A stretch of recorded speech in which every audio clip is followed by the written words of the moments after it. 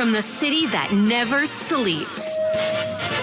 17 miles from Madison Square Garden, New York City. It's America at Night with Rich Valdez, America's favorite late-night talk program, featuring interesting guests from around the world and calls from across America. And now, here is your host, Rich Valdez.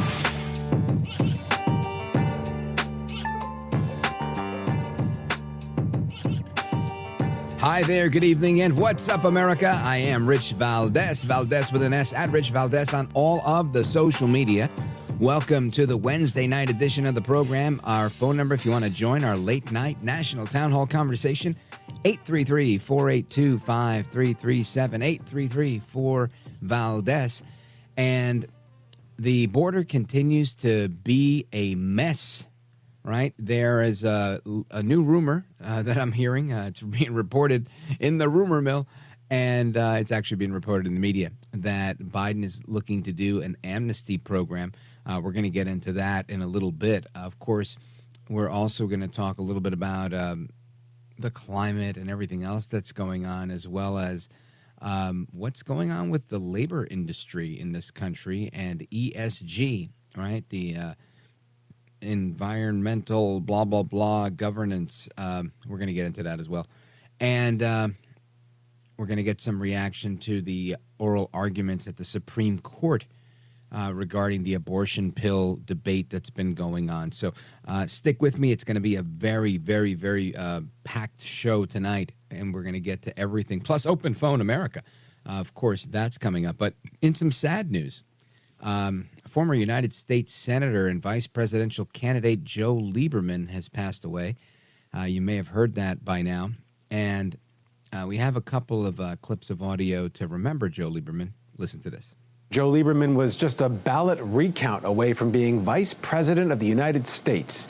It was 2000, and Lieberman was Al Gore's running mate on the Democratic ticket. He served 4 terms in the Senate representing the people of Connecticut and was never afraid to challenge the Democratic Party establishment. While he agreed with his party's support of abortion rights, environmental protection, and gun control, he often crossed the aisle when it came to matters of foreign policy. He vocally supported the 2003 invasion of Iraq. That support doomed his bid for the Democratic presidential nomination in 2004 and led to his rejection by Connecticut Democrats when he sought his 4th Senate term in 2006. He kept that Senate seat by running as an independent. He attracted substantial support from Republican and unaffiliated voters. Joe Lieberman, the long-term senator from Connecticut, dead tonight at the age of 82. Rest in peace to Senator Lieberman. I think Joe Lieberman was a class act, whether I agreed with his politics all the time or not. He was that brand of Democrat that we always had, right, up until Obama came around. There was always the Democrats that were, disagreeable with certain topics. But, oftentimes the debate was, don't spend so much money on national defense, but we're going to have national defense. And, all right, so who cares about this and that? Let them, burn their bra or whatever. But we're still going to salute the flag, right? It was a different time in most of my lifetime in America up until 2008 and the entrance of Barack Obama and the warmest embrace of radical leftist ideology I'd ever seen. And it made hating America cool. And it's fascinating to me that people drink that Kool-Aid and they go along with it. I don't normally talk about this at the top of the program, but I was looking at some of the comments I get on Facebook, and I saw one here. If I find it, I'll mention it. I'm looking here to see if I find it. Here it is. From a William Schrader. He's a listener of the show and a troll on social media. And he puts this. You and all other Trump supporters are mentally disturbed by supporting a psychopathic Nazi like Trump. And I don't always respond to these things. I usually don't. What are you going to do? But I decided to write on this one. And my response to him was, that's a weak, hyper-emotional argument. One could easily counter that and say that all of the rabid anti-Trump hatred that comes from your side is also a mental illness. Do you see how we can't really have a dialogue when you use ad hominem attacks? And I instructed him to do better, William. And he writes back, are you aware that this effing USA is a sick nation? I was born here, but I do not embrace or support this present environment. Now, this could easily be a Russian bot, something that's just designed to stoke division in the American body politic. That's a real thing. It could be from Iran or China, or it could be the result of their work in other areas, the result of their work in higher education, the result of their work in affecting our culture, where we now have people that embrace hating America, right? That's what this guy said. Are you aware that this effing USA is a sick nation? I was born here, but I do not embrace or support this present environment. Now, I don't know anybody who talks like that, so I'm going to presume it's probably a bot. But that's exactly what our enemies want. They want dissension to become self-loathing. And Lieberman wasn't that guy. Senator Lieberman was, the type of guy that could get along. And that's why I really embraced that idea. Some people say, I just can't, these people are ruining America. Listen, lots of people are ruining lots of things. It doesn't mean, in every sporting event, there's a winner and there's a loser. But at the end, one would hope, in most of these sporting events, Super Bowls, World Series, whatever, Little League, right? You shake hands with the other team when you leave the field. And politics was once like that. Now, I realize it's not like that today, but we've really embraced, in my opinion, erroneously, this spirit of hating the other side, both sides, right? One side just can't stand the other. And to me, there's no win there. There's no end game. The end game is mutual destruction, right? How do we survive? So I'm not telling you got to go and love, your liberal neighbor or your progressive leftist neighbor that wants to dress up as the opposite sex and hate America and embrace communism. But I am saying we've got to be a little bit more peaceful toward each other. Because if we don't find common ground with those that we disagree with, what's left? Of course, nothing but civil war and everything else that people dread. So, I mean, it's an inevitable future if it really embrace this idea of, I won't associate with the other people, this segregationist view of the left or them of us that are right of center. So I leave you with that thought. And I think Senator Lieberman is amongst a handful of people that I observed as a young man who in politics, some would say were mavericks, some would say were bipartisan, some would say were sellouts to their party. Whatever you want to say about the guy, he believed what he believed, and I think he put America first. And I think that's important. All right, folks, stick around. We're going to talk about the border and more. Don't go anywhere. This is America at Night with Rich Valdez.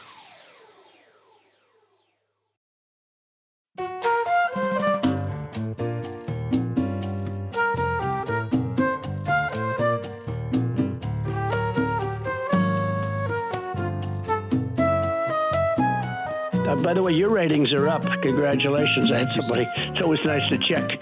I like to see, even if they're friends, I like to see how are they doing. Are people listening, right? That's right. But you're doing great. America at Night with Rich Valdez. I want to ask you about the border.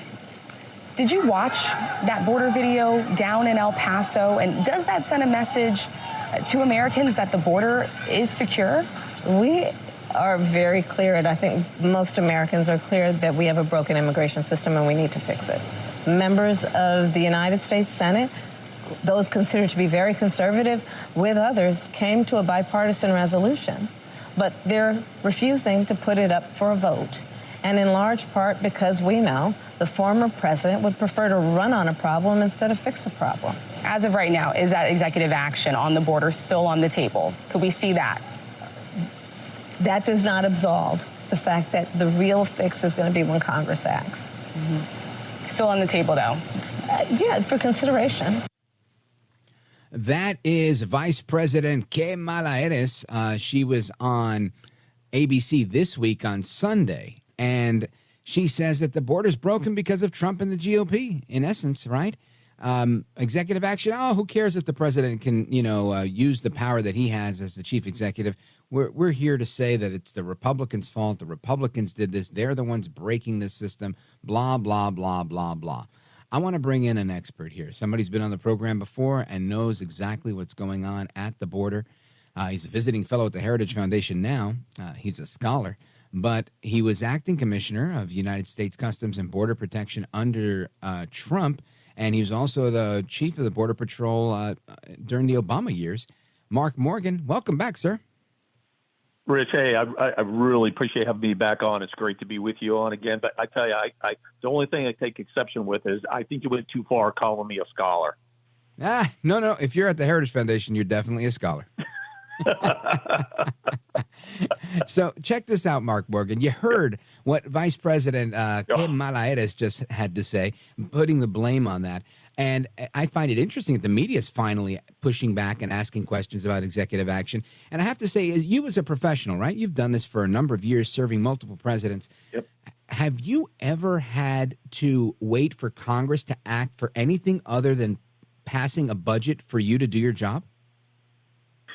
Well, no, except for here's where they're playing fast and loose. It's DC spin and then a lot of it's lies. So are there things in current law that creates loopholes in our system? Yes. So are there things that Congress can do to actually fix and address those loopholes that will be sustaining regardless of who's in the White House? Yes. I'll give you just one example, the Flores Settlement Agreement. It's a horrible law that was passed by Judge G that said that the federal government can only keep families for 20 days. After that, they have to be released, knowing full well that they could not get through their asylum process. So that's in one part that really led to the mass implementation of catch and release.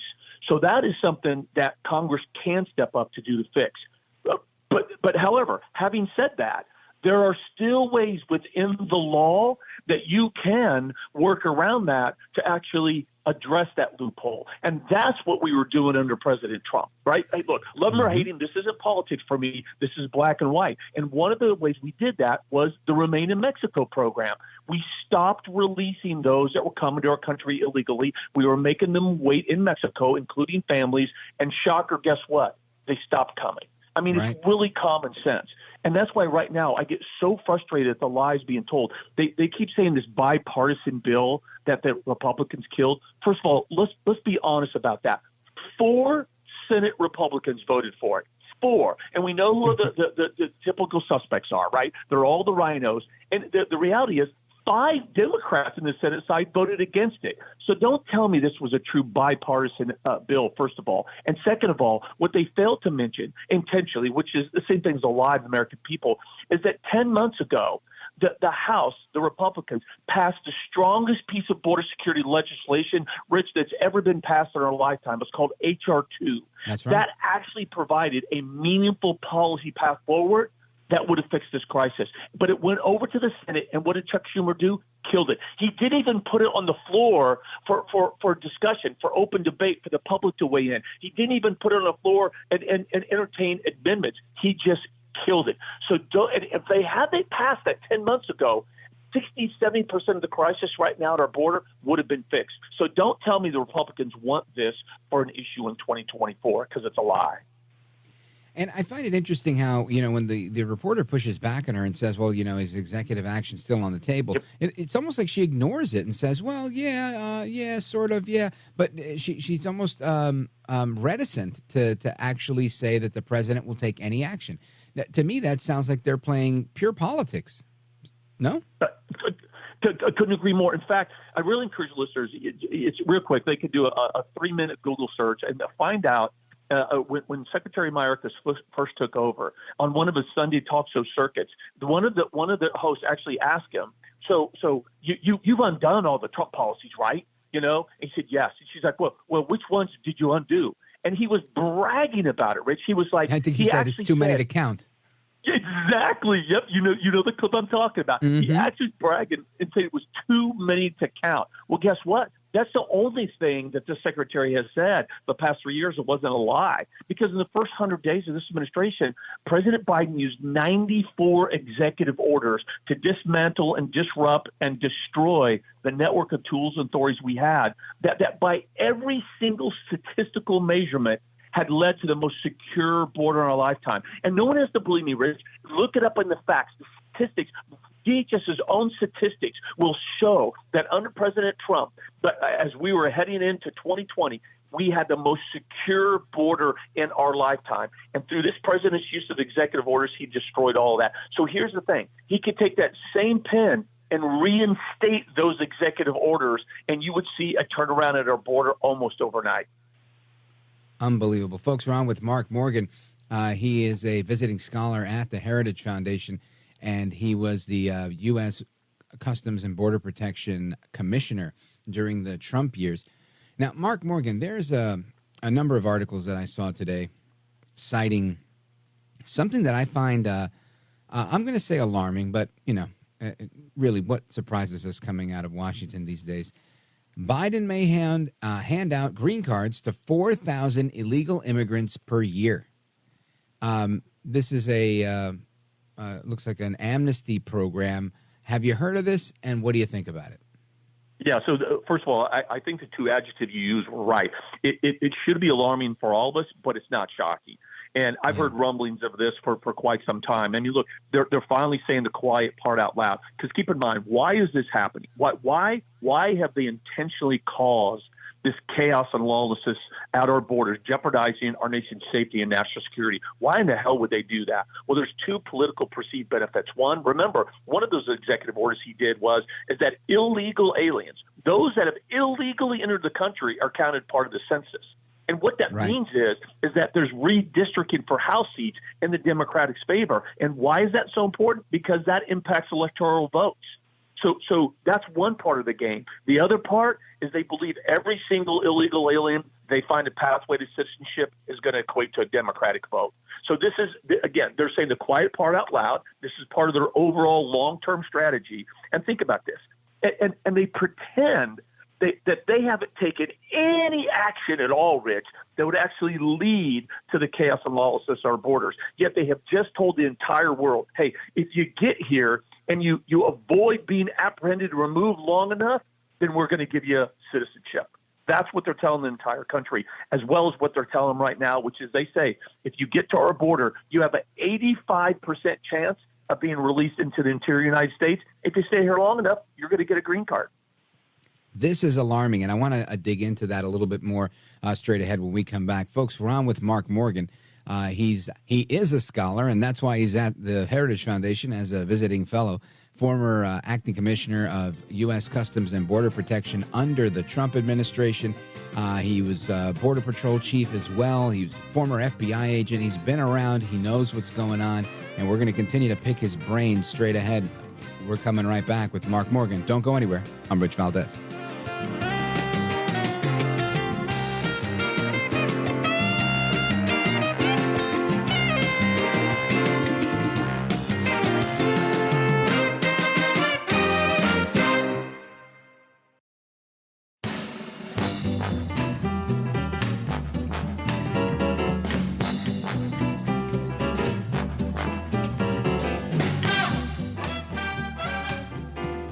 Mr. Call Screener, who is a budding radio star, by the way. Richie Valdez is terrific. This is America at Night with Rich Valdez. All right, familia, welcome back, amigos. We continue our late-night national town hall conversation with Mark Morgan. You've seen him on television. You've seen him on the news. He was the commissioner of U.S. Customs and Border Protection during the Trump administration, Border Patrol chief, former FBI agent. Mark Morgan, when we left off, you were explaining to us how this little scam of amnesty would work, allowing 4,000 illegal immigrants each year to get a green card. This to me is particularly concerning because it's one thing to say, all right, you're an asylum seeker, you could be in the country, you're here illegally. I think whether it's, not that it's okay in any way, but ultimately I think it's something that can be reversible. I feel like once you start to codify the illegality, then what do you do? You know, if they have green cards and they're on the real pathway to citizenship, once we have a new president that could make changes, then we're kind of screwed, right? You're right. And so I think it's very important what you just said. I love the word. I wrote it down, codify. That's exactly right. When you're talking about giving amnesty to somebody that entered the country illegally and has remained here illegally, intentionally avoiding law enforcement, right, to avoid consequences, you are codifying that illegal activity. That's number one. I couldn't have said it better myself. But here's what a lot of people don't understand, right? Here's the multitude of downstream negative impacts that has. Because what you're doing, and common sense will tell you, is you're sending a message to the entire world. If you come to our borders, and in violation of the rule of law, in violation oftentimes of commands of law enforcement, even uniformed military personnel, someone illegally enters the border, knowingly and willfully, and there are zero consequences, Rich. In fact, not only are there zero consequences to their illegal behavior, they're rewarded immediately. So short term, they're given free health care, free education, free housing. In some cases, they're given a monthly stipend, more than what military personnel get when they go overseas in a war zone. And then long term, what you're telling them is, if you stay here illegally long enough, then we're going to give you the ultimate prize of citizenship. And then they opine and act like they're shocked why they don't understand why we have 3.2 million encounters last year alone. Yeah, the numbers are staggering to me. And when I hear this, it's so alarming.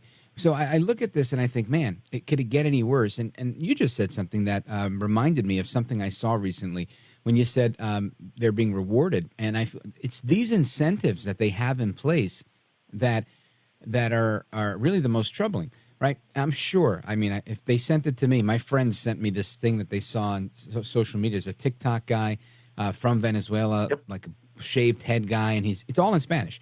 And somebody sent it to me, and they're like, this is absolute insanity. So I watched it, and the guy's there telling people you could use squatter rules and regulations to take people's homes, and we're going to invade their homes, and we're going to expatriate their homes. And it was really, really like, wow, the ball's on this guy, and come try that around here, you know? And it got me angry. I'm sure it got a lot of people angry. But the point is, he's sending this message directly to 500,000 people in Venezuela and wherever else he has followers. And this is legitimately happening, right? I mean, I can take umbrage with this guy, but ultimately I have to take umbrage with my president who's allowing this and inviting these people. When you have a problem that's this pervasive, I've never seen anything like that. I've never seen on TikTok, somebody doing what coyotes used to do secretly. It's kind of like out in the open now. How do we fix that? Well, first of all, I want to foot stomp on it. It is, Rich, and here's the thing, though, is that it's not just this president, and it's not just the Democrats who've supported the open border policies, but Americans have some blame here as well, because they need to wake the hell up. Right? They need to pay attention. Everybody thinks that, if it doesn't impact my little circle, my little bubble, then it must not be an issue. Well, I'm here to tell you is that not only is every state a border state, but everybody's bubble in this country is impacted by what's happened at the border. They just don't know it. If you've ever heard of a fentanyl overdose anywhere around your community, I promise you're impacted by the border, because that's where the fentanyl comes from. How many more Lake and Rileys or Ruby Garcias do we have to have? Another young 25-year-old that was just killed by an illegal alien. Right now, the crime committed by illegal aliens is off the chart across this country, and I could give you 1,000 different statistics to prove that, as well as the national security threat, again, that impacts every single one of us in this nation. So people really need to start paying attention. And I think they are somewhat. That's why you've seen the polls you start having border security at the top of the list right now. But here's the thing. The Republicans, they had a chance, Rich. They really did. And I thought Speaker Johnson was going to do it. He was talking really tough about holding the line about H.R. 2 that I talked about earlier. And He said the horrible length for bill, no way, that's not going to happen. We're going to hold the line. It's H.R. 2. And then what did he do? He totally rolled over, back down, and he passed a $1.2 trillion omnibus that has zero meaningful border security aspects of it. They're throwing a little bit of money at it that will do nothing, but there's no significant policy changes. It's actually worse than the Langford bill. So now, this is what I keep saying. We clearly know that this administration, supported by Democrats, caused this issue, but now the Republicans, they own it as well because they don't have the political courage, strength, or will to actually fix it. So unfortunately, we're going to have to wait another 7 months for an election and a couple months after that to actually get somebody in the White House that understands how important border security is and that it's synonymous with national security before we fix this. This is a big problem, and I'm glad you mentioned Laken Riley and Ruby Garcia and so many others. I mean, I don't mean to be hyperbolic because I realize the reality. If you have 10 or 12,000 people a day coming through a border illegally, it's not 10 or 12,000 former military members, gang members, rapists, and thugs. I realize that. But with a number that large, the propensity to have bad guys amongst that number goes up. And we're seeing that with the crimes that are happening, right? I live 4 miles from Times Square. The things that you're seeing in New York are out of control. I grew up in Brooklyn, moved to Jersey when I was 12. And I can tell you, the war zone that you see now looks like the 80s in New York City when I was a kid. And it, in my opinion, it's worse because women are getting punched in the face. I mean, it's out of control. And when I look at that and I think, man, this is, my city, my country, it's very, very disheartening. And I know that I'm not alone in that. There's a lot of people that feel this way. But yet here we are. And it's like we're watching this train wreck in slow motion, and no one seems to know what to do to stop it. Yeah, so we do know what to do to stop it. It's just that we have no one on Capitol Hill that has the political strength and courage and will to do what they need to do right now under this administration. But to your point, I want to make sure because so I'm really glad though that you mentioned about, hey, look, not everybody coming across as bad, because here's what happens. And a lot of people for a long time have been shut down. Anytime you try to suggest that not everybody that's illegally in our country are good, upstanding, vulnerable people just looking for a better life, which by the way is not a valid asylum claim, but that doesn't even matter anymore. But here's the issue is that no, they're not all bad, full stop. But guess what? They're not all good either, right? In the past 38 months, we've had 2 million known gotaways. Why in the world would we have a gotaway when right now you have an 85% like hitting the lotto. Of walking up, turning yourself into Border Patrol and being released in the United States, never be heard from again, because that's a segment of where the bad people are. And let me give you just a couple of quick stats to really shut this down. In the last 38 months, ICE in the interior of the United States arrested 163,000 criminal illegal aliens. 163,000, including 4,700 murderers. In the last 38 months, Border Patrol, they've apprehended, coming to the border, 47,000 criminals, including murderers, pedophiles, aggravated felons, gang members, the list goes on. That's a 91% increase from the years FY17 to FY20 combined. One more for you, Rich, and I'll stop. One more. So in the state of Texas, from 2011 to 2024, they arrested 300,000 criminal illegal aliens for 500,000 crimes, including 950 homicides, 1,200 kidnappings, 60,000 assaults. The list goes on and on. So people need to wake up. Yeah, not everybody coming across is bad, but they're not all good. There are some violent criminal individuals that are entering our country every single day.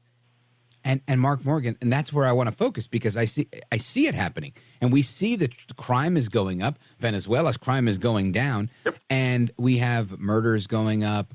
You name it, those crimes are going up. But worst of all, again, I'm in this game, and every day I see this stuff, and I remember people telling me there are armies sneaking in, armies, platoons of men, and I was like, come on, you're exaggerating.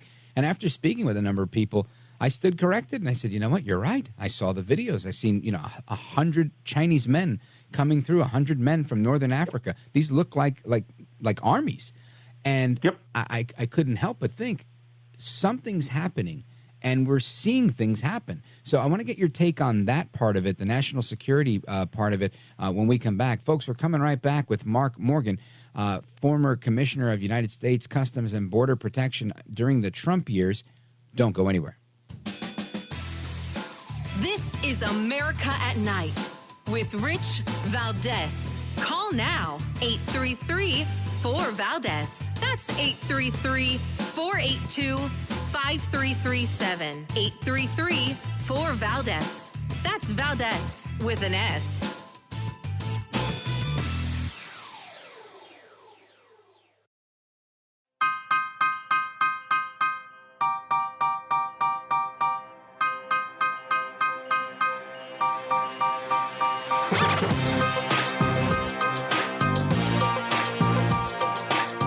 He's brown, he's bald, and he's breaking it down. It's America at Night with Rich Valdez. Mark Morgan, we've got tens of thousands of people that are coming into the country. You just cited off an amazing list of stats about criminal aliens, murderers, just bad hombres, as Trump would say, and I don't refute that at all. But there's lots of video, lots of reasons to believe that there are just lots of men coming through. I'm hearing that a lot of the shelters in New York City and other places are no longer occupied by women and children and men, but pretty much solely men. And in many of them, they're not even Hispanic men anymore. They're men from all other parts of the world that are coming in pretty large number. Now, I look at that and I think there's got to be more to the national security threat than meets the eye with that.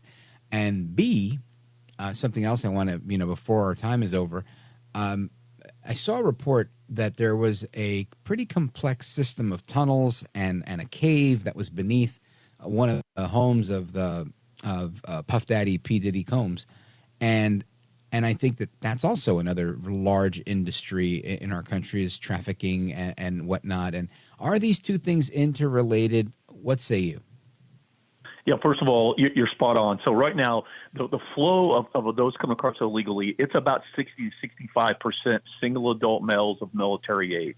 That should be shocking everybody when, again, the last 38 months, we've had 9.1 million total nationwide encounters, plus another 2 million gotaways. There's no country on the face of the planet, Rich, that could sustain that. But let me talk to you specifically about the national security threat. So in that same 38 months, Border Patrol alone has apprehended 345 illegal aliens on the FBI's terror watch list. That's more than they've apprehended in the last 20 years combined. They've apprehended tens of thousands of what we call special interest aliens that come from countries that we know sponsor, harbor, and facilitate terrorism. Just a week and a half ago, they apprehended an individual from Lebanon who admitted that he was a member of Hezbollah, and his goal was to go to New York and put together a bomb and cause destruction. In 2022, the FBI arrested an Iraqi man that was here claiming asylum, and he was trying to smuggle 7 Iraqi terrorists across the southern border to go and assassinate a former president. I could keep going on and on. So the issue is, it's not if or when the national security threat comes to our country. We already know it's coming. The concern for all of us should be is it's already here, and they're planning the next terrorist attack in this country, and we haven't even gone in depth talking about the Russian single adult males coming or the Chinese single adult males that are coming in by the tens of thousands, Rich. That's scary stuff, Mark Morgan. All I could think of is this is like very quickly becoming like a thriller film that is coming to life in America, where we have all these sleeper cells and we have no idea when they're going to be activated. Well said. And that's why, again, I think it's been about 10 days ago, Director Wray, when he was kind of forced to, he's made statements like he sees blinking red lights every single day. He said that the terrorism threat level had been increasing prior to October 7th, the atrocities, Hamas committed against Israel. But since then, he goes, it's basically off the charts. And DHS, their own report this year, said that terrorists and criminal organizations will and are exploiting the flow of illegal immigration into our southern border. I mean, Rich, how much more do we need before this president steps up and puts the security and defense of our nation's borders above his perpetual quest for political power? I mean, that's where we're at right now. And the contrast between the two candidates, Trump and Biden, could not be more significant when it comes to securing our borders. Mark Morgan, this is a dire situation that we're in.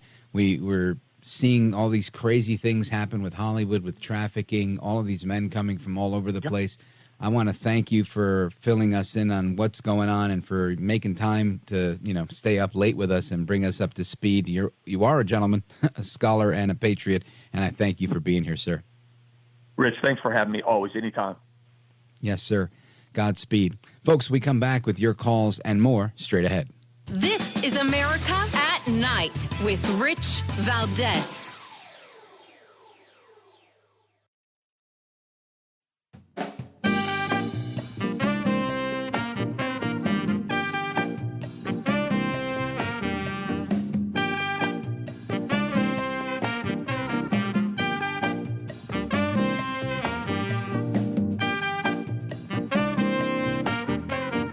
This is America.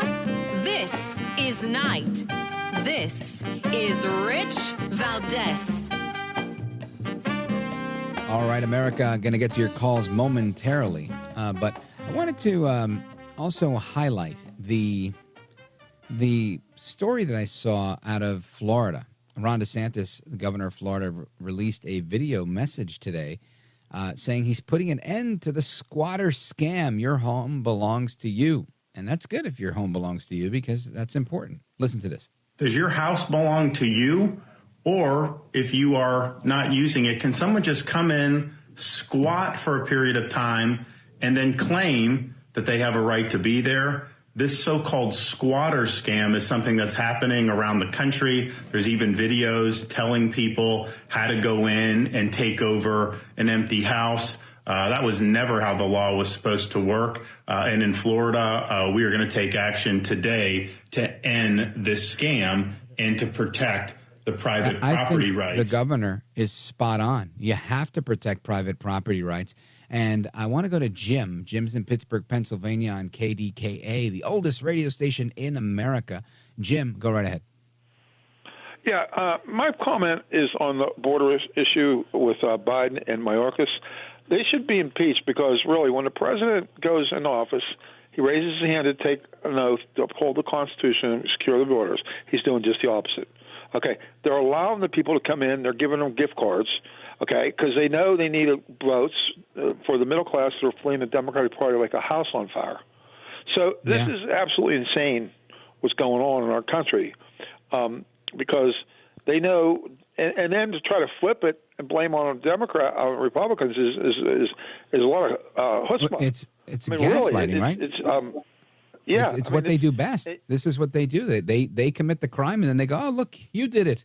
Right? And it's astounding to me, Jim, the way they do that. And when they have everyone that's working with them complicit, like what Governor DeSantis was just talking about, with respect to these people that are claiming, in Spanish, these Venezuelan gangs saying, "Hey, come here and we'll help you," using squatters' rights to take people's property. While that may be happening in Florida, in New York, just yesterday, I saw a homeowner get arrested for kicking somebody out of their home.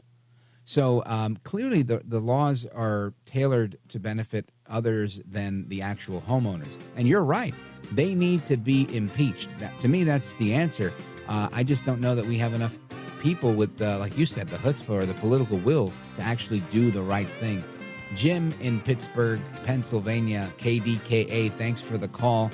Big shout out to everybody out there. Folks, we're coming right back with hour number 2. We continue our discussion. We're just getting started, so get comfortable. I'm coming right back. It's Rich Valdez, America at Night. Don't go anywhere.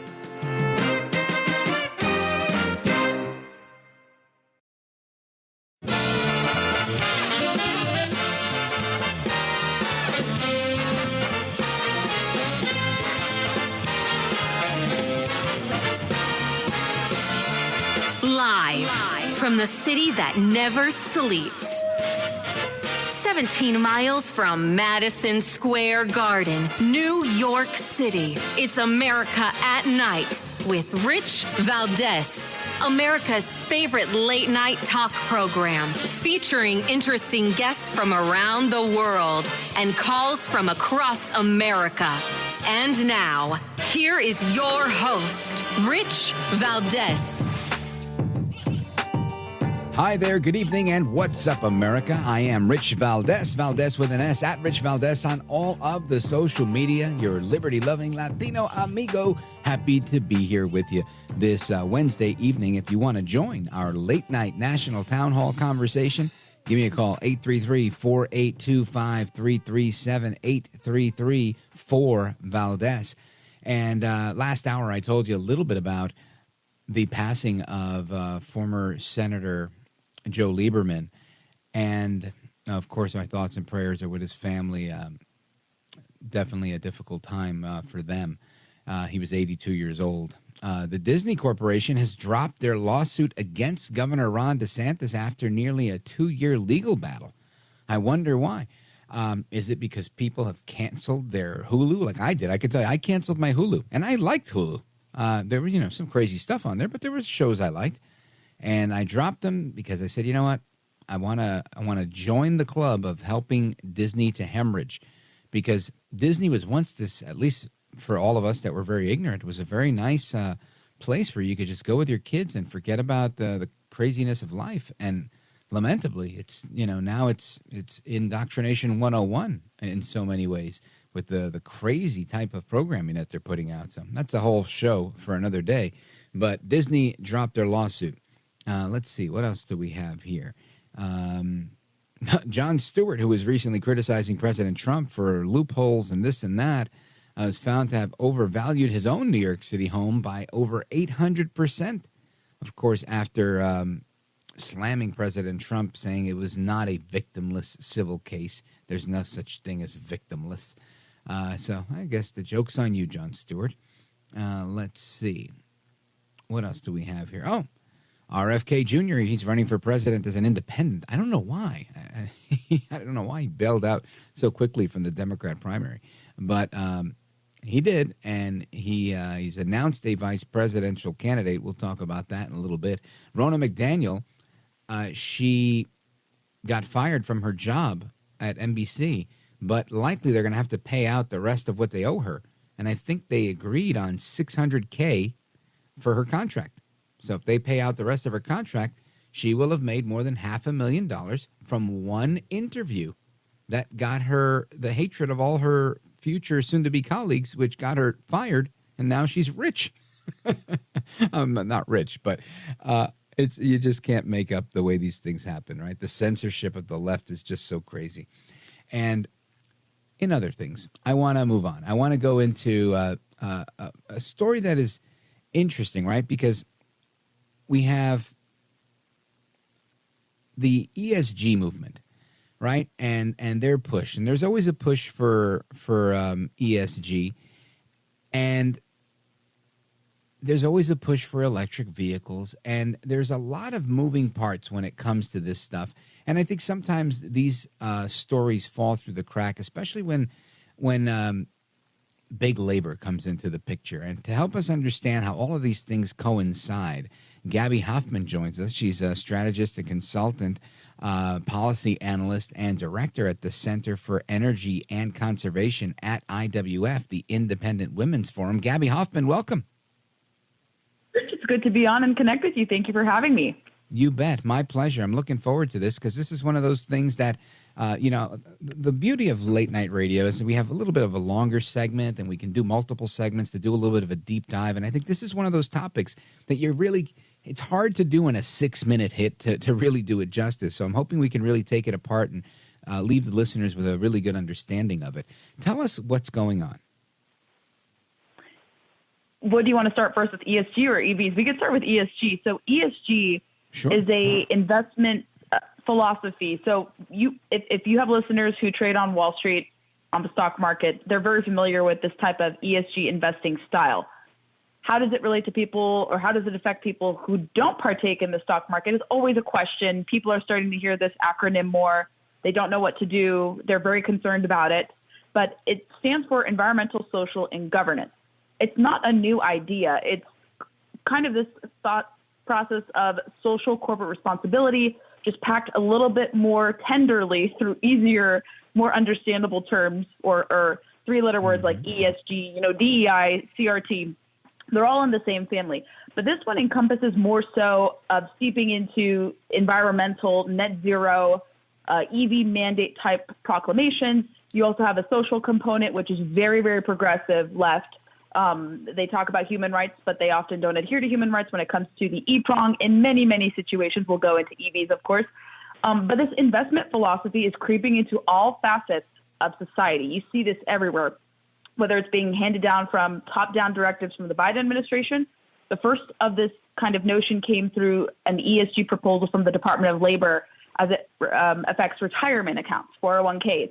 And that was finalized in 2022. There's also the recently finalized Securities and Exchange Commission climate disclosure rule, which was watered down, but it's still going to have a very nefarious effect on companies, large corporations that are publicly traded, and consumers are going to feel the effects of that with these compliance costs that companies will have to face ultimately, because everything is always passed down to consumers. Nothing stays in manufacturer side or the business side. It's always going to be felt by consumers. Same with this EV mandate, of course.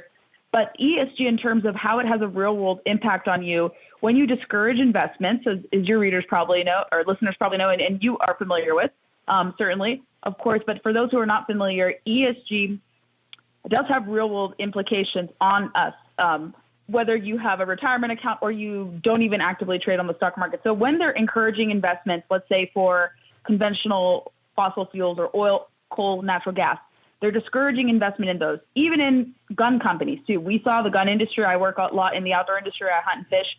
We saw the ESG, CRT, DEI, acronym type attacks also transpire in the gun industry first, because they were, progressive organizations were pressuring shareholders with stakeholder activism and really kind of creeping into these corporate boardrooms and trying to influence internal policies and say no investments in gun companies. They're dangerous products.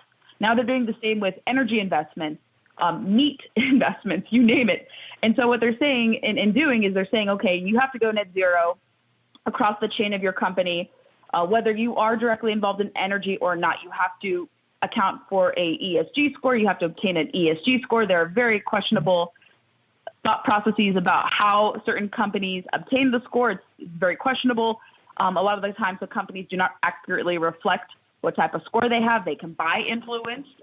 They exaggerate things. We saw the collapse of FTX. They were all on board ESG, and he bought, credence with the industry. And it lo and behold, we found that, Sam Bankman-Fried was not living up to even the ESG standards with that. But so when you're discouraging investments, then you're also going to have impacts on, supply chain and companies, bottom line. And so they're told, okay, people don't want to buy our products. They don't want to enlist in our services. That is going to shift ultimately to consumers. What we're seeing also with the discouragement of conventional, oil and gas, coal, et cetera, you are seeing that energy prices are going up as they shift towards net zero, which is an unobtainable goal. You will never be able to achieve net zero. Carbon is in the atmosphere, even though it's a very small amount. Senator Kennedy did a great expose, master course in what carbon dioxide is with that individual, the snowboarder. And so, this chief emphasis on, decarbonizing, getting rid of carbon or pivoting away from fossil fuels, it's not just having impacts on energy prices, household appliances, what you feel directly. It also is going to have an effect ultimately on petroleum byproducts. So the secondary, tertiary products we use, they say it's just going to be exclusive to energy consumption, direct energy consumption. It's not. If you phase away fossil fuels, coal, oil, natural gas, you are going to see those effects trickle down to everyday products. So you cannot escape carbon dioxide or carbon derivatives whatsoever. Coal, oil, and gas are part of the equation. We produce and consume 80% right now, and actually, even with ESG investment being so popular, so to speak, or very in vogue, you're seeing return on investments on ESG funds be extremely low. A lot of companies like BlackRock, State Street, Vanguard, they're pulling out of ESG compacts. They're getting rid of mutual funds.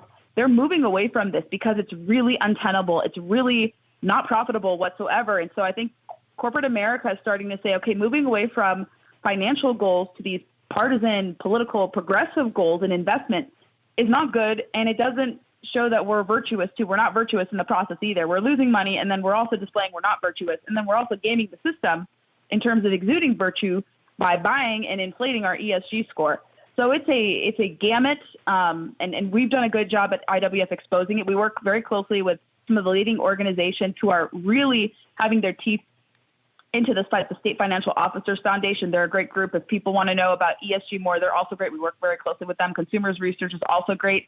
So conservatives have been fighting ESG for a few years now, but it's starting to collapse. And I think it's because of the pushback. You see, response in the states happening, different Republican governors. Some of them are more overtly tackling ESG. Others are leaning on their attorneys generals to do it because they may not have the infrastructure or they may not have the support of the state legislature. I'm thinking, for example, here in Virginia, we're a divided government. Right. We have a Republican governor, Democrat-led legislature, so it may be harder in those kind of purple states to do more, but our attorney general here has signed on to different lawsuits to fight ESG. So yes, you discourage investments, those costs go up. Then you see, of course, what's happening as they start to so-called decarbonize, they're actually increasing their emissions footprint because they're transferring this energy production a little bit down the line.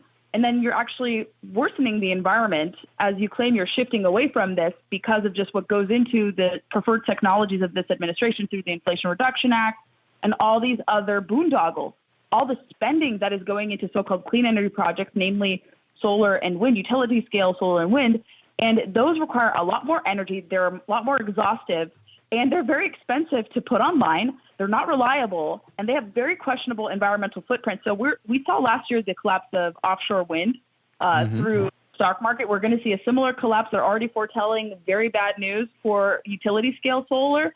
If they really want to be serious about clean energy, we always talk about this in the energy space. Nuclear is where you have to go, all the while still keeping, of course, conventional energy sources that power the country. But this administration is not very serious about actual clean energy. They want to remove hydroelectric dams in the Pacific Northwest. They don't want to explore geothermal and gas. Absolutely. So it all really factors in what ESG is. They purposely make it difficult for you to understand. That's the intention, to overwhelm you with data and facts. But they themselves, the proponents of ESG themselves, have said that we don't know how to define it. It's not sexy anymore. It's not in vogue. We have to call it transition investing. That's what BlackRock is calling ESG now. So they're concocting new names. They're moving away from it. Some of them are saying, you know what, we want to go back to just prioritizing financial factors, financial posturing in investments, not dabbling with progressive aims or politically charged aims. So we are starting to see a shift, but it is a very dangerous investment philosophy. It's perfectly within free market thinking to fight back.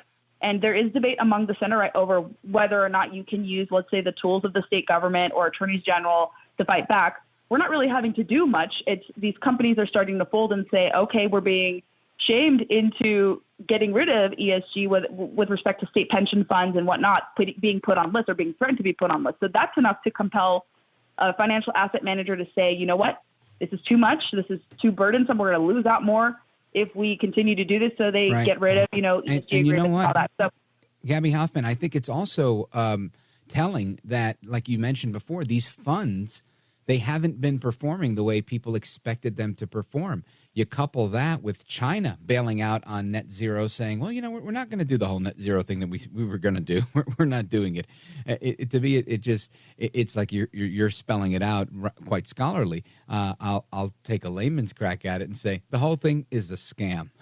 Folks, we're on with Gabby Hoffman, and she's the director of the Center for Energy and Conservation at IWF, the Independent Women's Forum. And when we come back, we're going to talk about the EV debacle, and she's going to break it down for us in this expert manner that you just heard her break down ESG.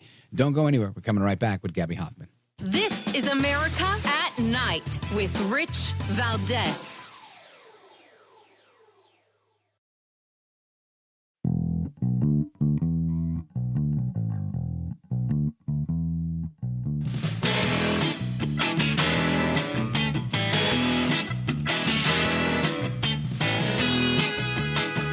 The best guests, the best opinions.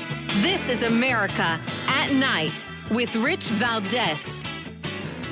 All right, America, welcome back, amigos. We continue our conversation with Gabby Hoffman. She's director of the Center for Energy and Conservation at the Independent Women's Forum. And Gabby Hoffman, talk to us about energy and electric vehicles. Electric vehicles, the hot topic of late March, especially. We know it's like March Madness for basketball, right? Mm-hmm. I call it EV madness because that's what we're currently experiencing as well. I mean, it's madness that it's being forced on us because EV mandates don't work. And we're seeing that, play out in real time, of course, with the unveiling of the slightly watered down EPA tailpipe emissions rule, which they say is not a mandate, but you look at the language, you look at just what it's advocating for, it's basically tenderly telling manufacturers, you need to comply with these emission standards or else you are going to face certain, penalties. And it's not going to be for consumers to worry about it, but it's like if they're making fewer gas-powered models to abide by these certain constraints, of course there are going to be fewer choices for consumers to pick from. And we see that any type of mandate, whether it's EV mandates or being told to get rid of even red meat consumption, American consumers do not like being told that they have to get rid of a convenient, appliance or a mode of transportation or very delicious meat or food offerings. And so with the EV mandate, yes, you do have to be extremely worried. It changed a little bit in terms of the original language, but the goal ultimately would be to have nearly 70% of the car fleet that is made by 2032 to be entirely EV. But I want to point to your listeners something even more concerning than this rule, because this is certainly going to end up in the courts with litigation. I have no doubt there's already lawsuits being filed to stop this. We have seen this in other areas at Department of Energy, EPA. So lawsuits may work in our favor, but you have to be worried about the EPA potentially giving a waiver to California. Have you heard about California's Air Resource Board and their EV mandate? It's even crazier than the EPA. So by 2035, all cars in California and every state that has this compact, this CARB standard, zero emissions vehicle rule, Virginia is one of them. Prior to Governor Youngkin coming in, the Democrat, Dr. Northam, if you remember, what his claim to fame was during his tenure in Virginia, which I won't go into, but he said some crazy stuff, to say the least. Oh, yeah. But he put us into these CARB standards. And so unless it can get repealed, unfortunately it can't, because we have an uncooperative state legislature. So 17 states, plus Washington, D.C., may have to still be subjected to these EV mandate rules, which mandate 100% EVs by 2035. And the EPA may look to say, we like what California is doing. We could export this nationally. Maybe we could change the final rule. I'm certainly dabbling in hypotheticals, but I have seen a report from January suggesting that the EPA is looking to potentially give a waiver on the Clean Air Act grounds to do something more with this rule. So they could be eyeing California's rule. The Biden administration loves to look to California for bad ideas. You're right. We've seen this kind of like historically, Gabby Hoffman, that the California environmental standards with trucking, with everything else, they've always been like worse than everybody else. Now, I don't want to cut you off, but the music's going to kick in and they're going to kick both of us out of here. So let everybody know how they could follow up with you and hear more about the work that you're doing. IWF.org/the-CEC. You can follow me on social media. Blue check marks, very easy to find me. Thank you for the opportunity, Rich.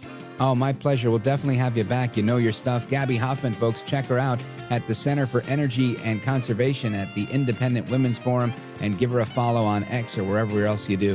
Folks, we're coming right back. Don't go anywhere.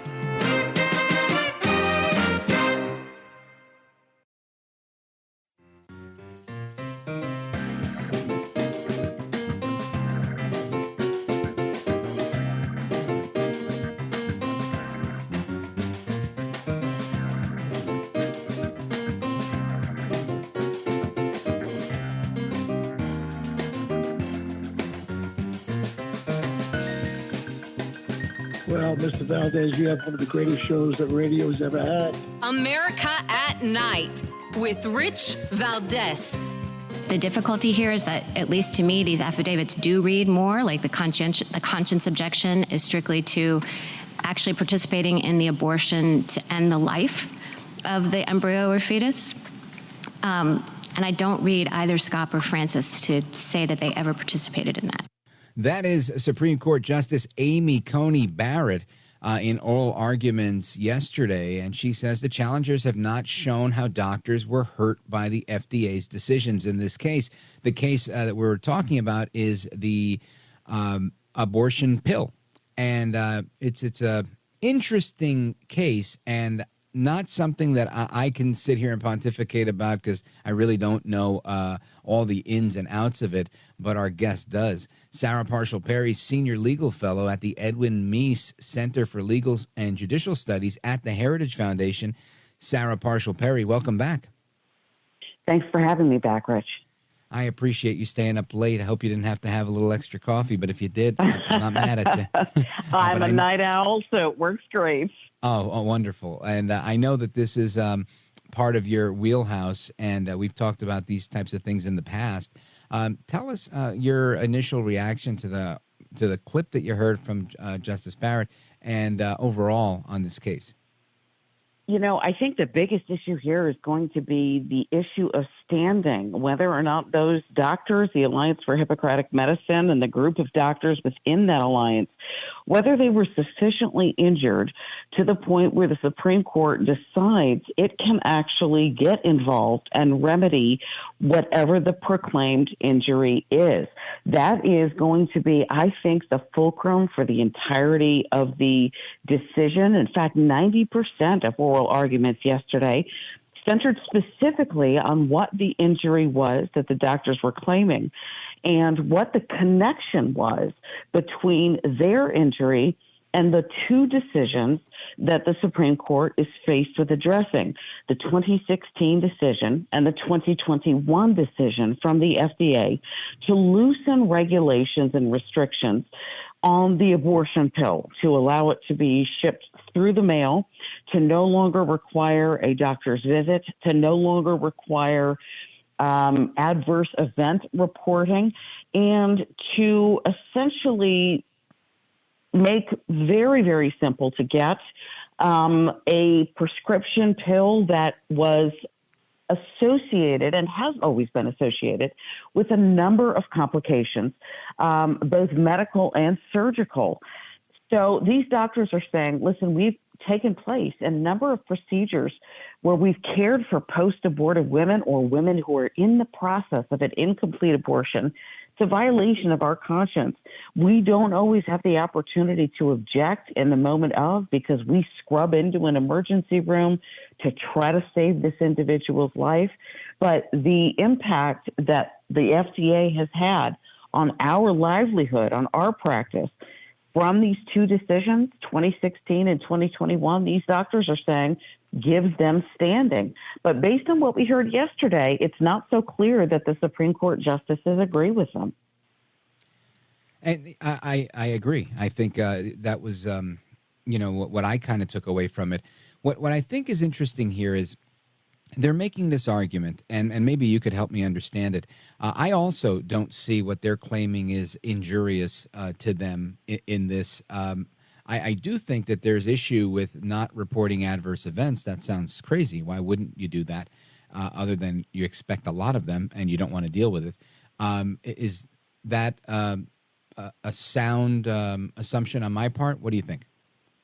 Well, it's interesting because these doctors are essentially claiming, and two of them of the class, Dr. Ingrid Skopp and Dr. Christina Francis, have said between the two of them, they have had to perform 12 procedures in women who were coming in after complications from the abortion pill. In other words, they were not actually fully aborted at that point. And so these doctors felt, listen, we're complicit in something that we're morally opposed to. And the reason we're having to do it is because the FDA has made the drug easier to get, less regulated, and available by mail. So more people are taking it, and they're taking it for further into their pregnancies.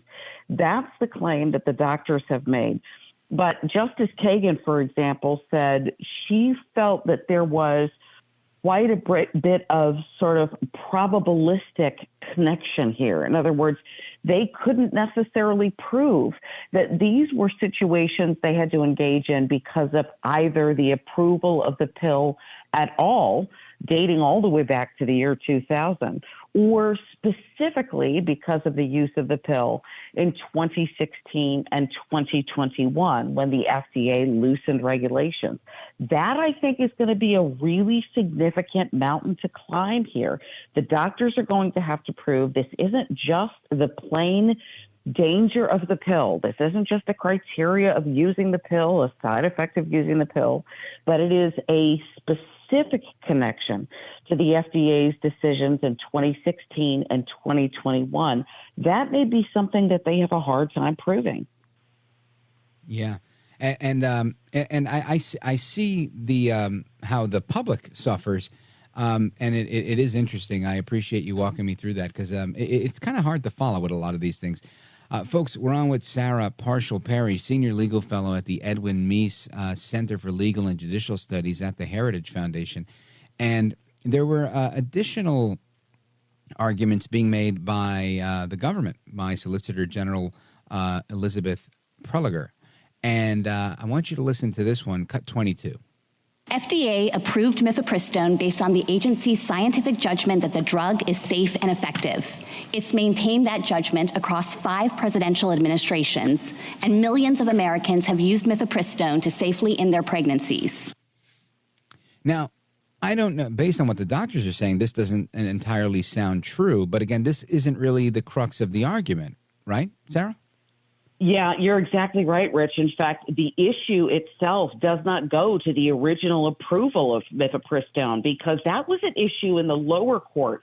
But remember that the Fifth Circuit said, listen, guys, sorry to tell you, but your claims specifically related to the original approval are barred by the statute of limitations. You've timed out. So they're only considering the 2016 and 2021 decisions. But it's interesting. I think that's a very astute observation. Elizabeth Prelogar, the Solicitor General, the government's lawyer, essentially said, listen, they've approved it. They thought it was safe and effective for use. They've maintained the belief that it's safe and effective for use. But that particular original safety and efficacy, the rubber stamp they originally gave the pill, is not at issue here. So it was an interesting mention on her part, but I think she probably did it to sort of color the justice's hearing of the argument that from the outset, the FDA's kind of used its best medical and scientific judgment. So I give her kudos for sort of playing that particular PR card, I think, very effectively. Yeah, it's always fascinating to see these arguments. It's not everybody that makes it to do this type of litigation, and these are obviously really big questions that the court typically deals with. I want to pause right here. We're going to come right back. Folks, we're on with Sarah Parshall Perry, Senior Legal Fellow at the Edwin Meese Center for Legal and Judicial Studies at the Heritage Foundation, and we're coming right back. This is America at Night with Rich Valdez. Call now, 833-4-VALDEZ. That's 833-482-5337. 833-4-VALDEZ. That's Valdez with an S.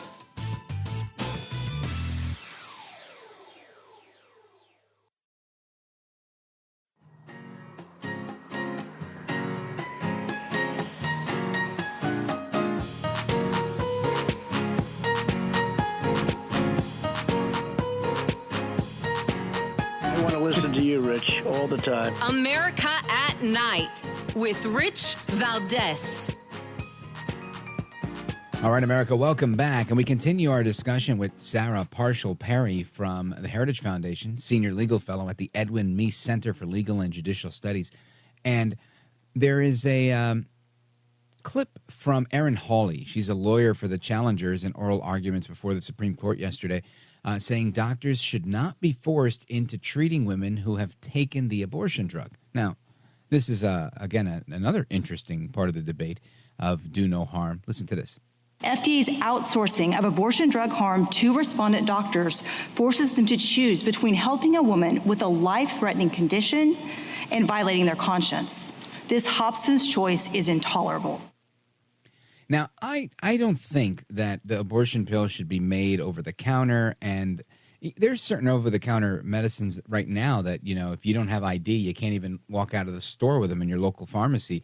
But if it's as easy as getting it online and getting it through the mail, that obviously makes it a lot easier to get, which I think is probably not a good thing. Sarah Parshall Perry, help me understand this portion of this, because I think doctors are supposed to help people that are in need of help. Am I wrong?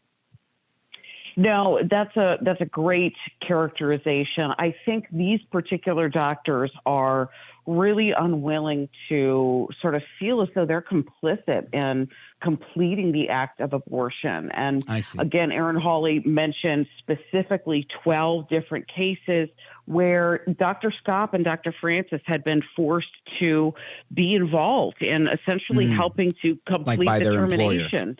Absolutely. And so, Elizabeth Prelogger, the Solicitor General, said, listen, they have a right to opt out because there's a religious freedom protection here. It's called the Church Amendments. Don't they have a right to exercise?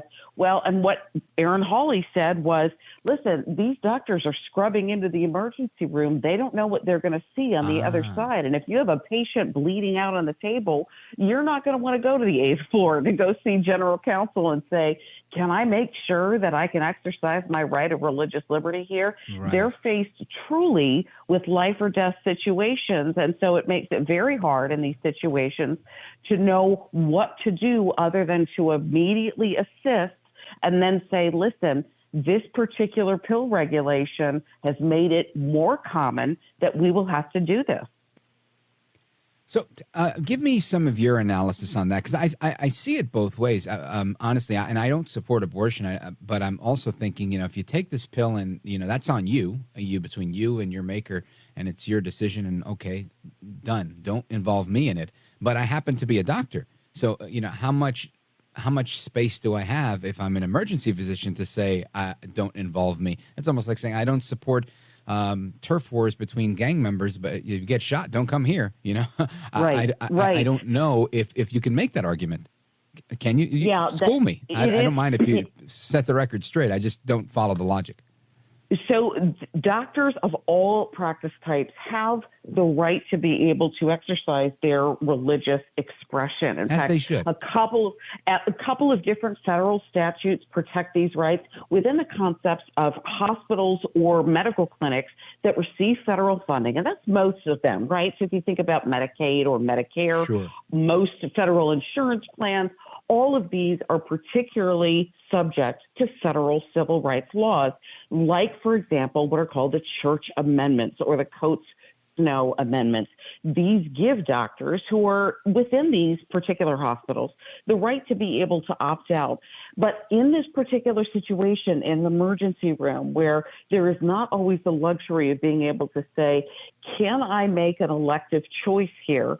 Or am I faced with a situation in which this individual is in dire straits and needs immediate medical assistance, which in many cases, Rich, for example, like ectopic pregnancy, which is no longer required. Die. That's exactly it. This is an emergency situation. It is truly life or death. And some of the doctors have said, we have dealt with this. We don't want to be complicit in sort of completing the act of abortion. But because the FDA has made this pill so much easier to get and taken away those safeguards, we are regularly violating our conscience because we don't want to be involved in any part of the abortion process. So that is going to play in significantly here. And remember, this won't be the last abortion case we'll see this term. In fact, we are still waiting to hear a case specifically based on a law that was mentioned in passing at the Supreme Court's oral arguments yesterday, EMTALA, which is the Emergency Medical Labor and Treatment Act. And EMTALA has been used by the Biden administration to essentially turn all emergency rooms into elective abortion clinics, basically saying that is justified. Abortion is justified as an emergency medical situation. And you see this sort of convergence of two different sort of aspects of the abortion argument, one for the abortion pill as played out in emergency rooms, and another one on the actual Emergency Labor and Treatment Act that plays out also in emergency rooms. The Biden administration is really here trying to have it both ways, saying that they can get more availability on the pill and less regulation on the pill, and at the same time can make more doctors perform elective abortions in emergency rooms by classifying abortion as medically emergency necessary care. So we're going to see a couple more sparks fly, I think, at the Supreme Court before the issue is ultimately, this term at least, put to bed. Wow.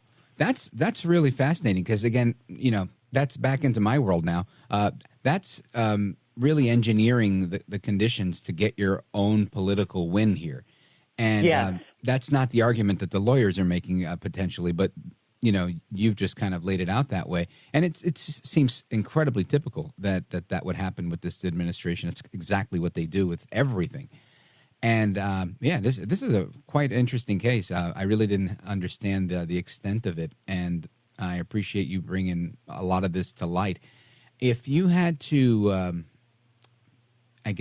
guess how this is going to end up, I want you to tell me how you think this is going to end with the Supreme Court when we come back. Hold that thought. Folks, are coming right back with Sarah Parshall Perry from Heritage.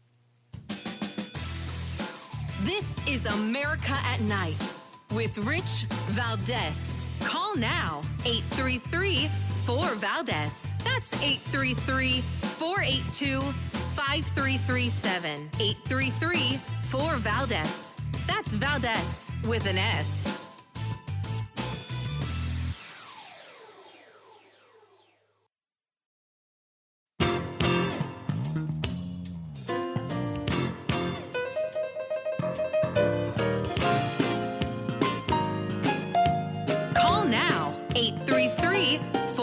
That's 833-482-5337. 833-4-VALDEZ. That's Valdez with an S. All right, I left everybody in suspense. Sarah Parshall Perry from Heritage is with us, and she was going to comment on how she thinks this might end up, this abortion pill case. Sarah Parshall Perry, the floor is yours. Well, I have to tell you, it's always dangerous to prognosticate. I'm one of the few lawyers at the Meese Center for Legal and Judicial Studies who's willing to stick my neck out. I've been right a couple of times. I was right on the Dobbs decision, and there have been a couple where I've been able to sort of read the tea leaves. This one's a little trickier, and I'll tell you why. There are two sort of differing sides here. This particular Supreme Court has been very eager to pin back the ears of the administrative state. Remember, the biggest case probably as far as executive agency power was concerned last term was West Virginia versus EPA, where the Biden administration tried to use the Clean Air and Water Act to essentially shoehorn billions of dollars into corporate costs by using that statute to force a clean air emissions program through the regulatory process. And the Supreme Court said, listen, you don't have the economic or the legislative authority to be able to do that. So they've done it multiple times. This Supreme Court is very wary of overreach by the federal government. So that argues against the FDA. But what I heard from a good number of justices yesterday was that sort of difficulty in finding where that invisible thread is that connects what these doctors have had to experience with what the FDA did specifically in 2016 and 2021. And that's going to be tricky. So I think at this point, it's anyone's guess. Anyone's guess. Sarah Parshall Perry, you are a gentlewoman, a scholar, and a patriot. I thank you for coming here and schooling me. I appreciate it. Thanks, Rich. You bet. Godspeed to you. Folks, we're coming right back with Open Phone America. Your calls on this and every other topic we've discussed tonight. 833-4-VALDEZ. Looking forward to your calls and more straight ahead. Don't go anywhere.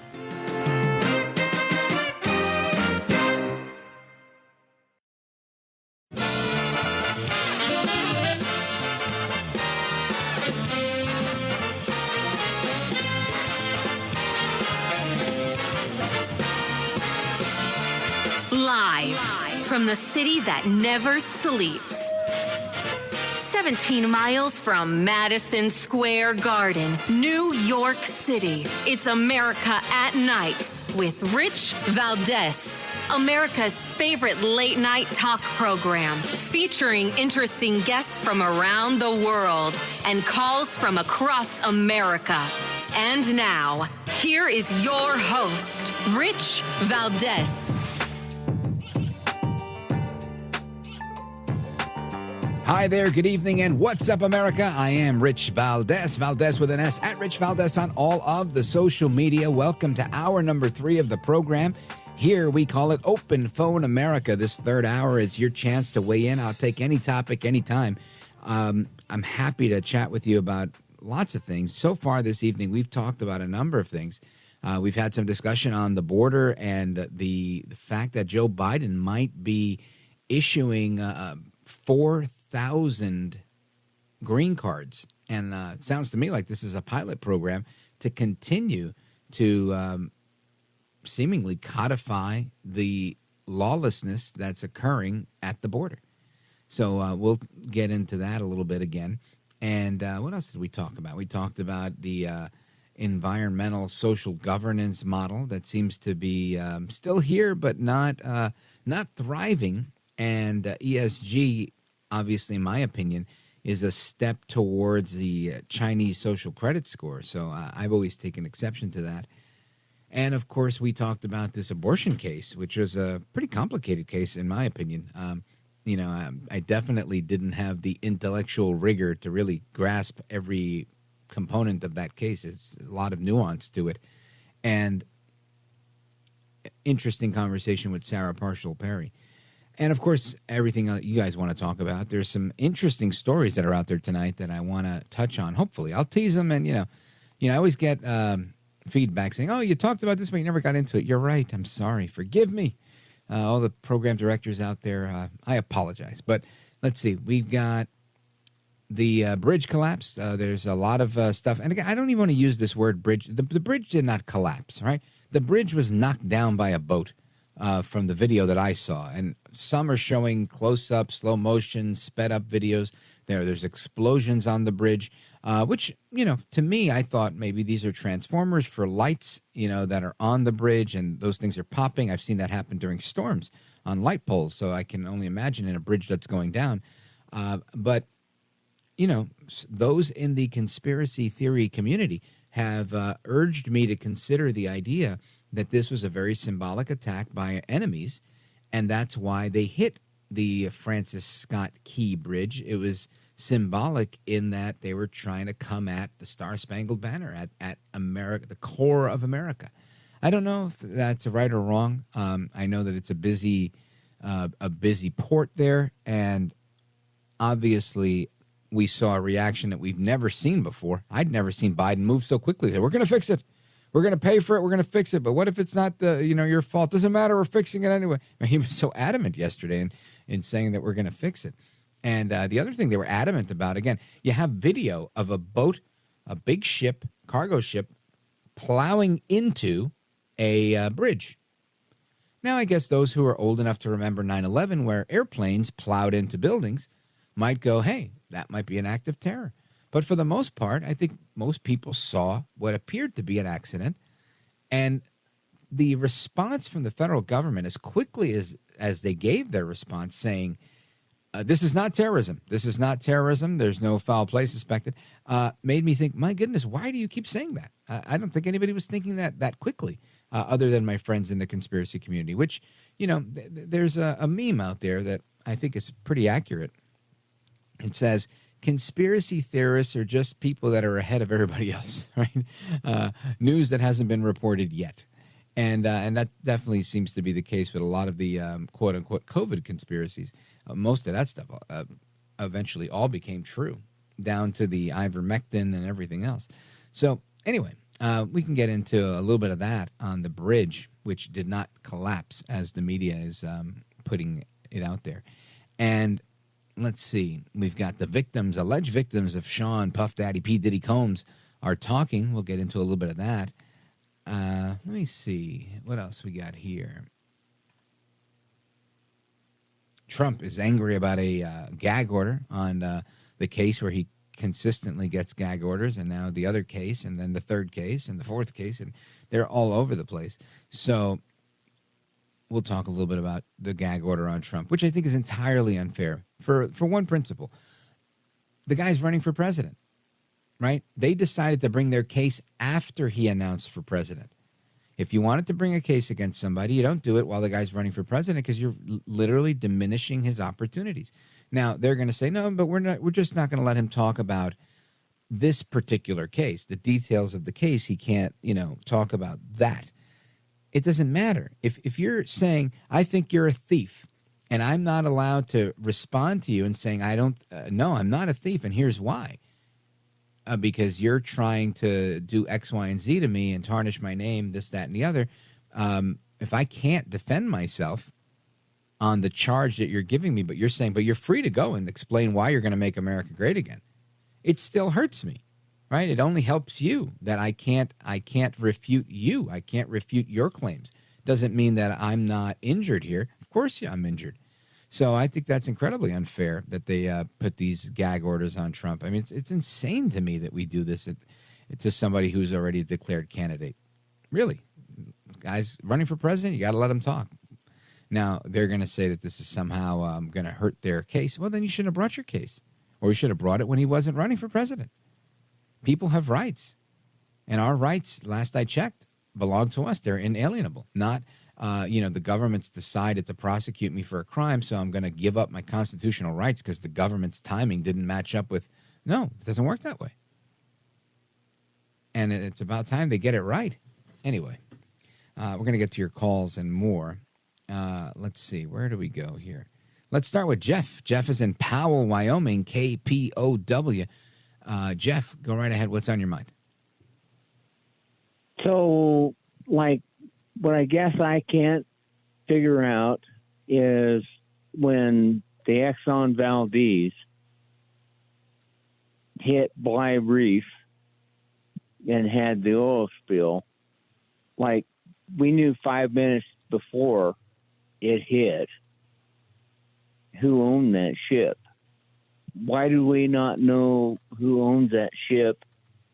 And I'm sorry, it's never made much of a difference to me, but why do we not know who owns that ship that's crippled the East Coast? Right. Well, as far as I know, there's a company named Grace Ocean Private Limited that owns this ship. They're based out of Singapore, and that's the extent of what I know of who owns the ship that hit the bridge. Outside of that, I couldn't tell you more. The whole thing is bizarre to me. It really is.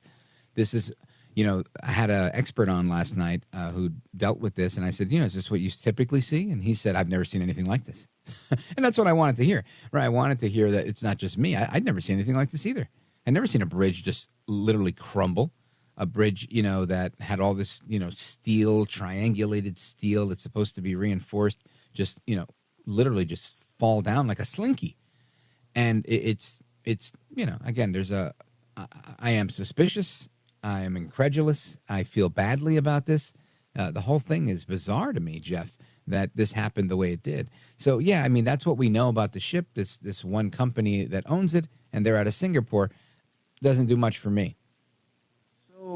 So who was piloting that boat? And I guess the thing that kills me is Kevin Costner, he's terrible acting, never been acting. Convincible. You don't like that show he does in Wyoming? That's not really in Wyoming? No, and that was Montana. Yeah. And they're nothing like Montanans. And I'm from right on the Wyoming-Montana border. And Kevin Costner is the very exact opposite of anybody on any of the reservations. And my grandparents were on the Crow Reservation. Yeah. Now, just help me understand. What does Kevin Costner have to do with the ship? like about the disaster that happened in Valdez, the Exxon Valdez. Yeah, was it 1986 in Alaska? Probably about that. And anyway, the Coast Guard was watching them do that. And they immediately had Hazleton as the culprit. Right. So Jeff, I'm why still don't not we following. have that now? How did Kevin Costner fit into the equation?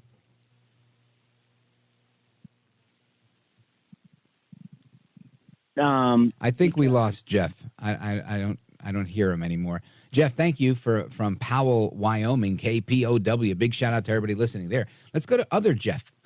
Other Jeff in Nevada City, California, listening on KNCO. Now, other Jeff, I understand you also want to make a comment on the Baltimore Bridge. Your thoughts?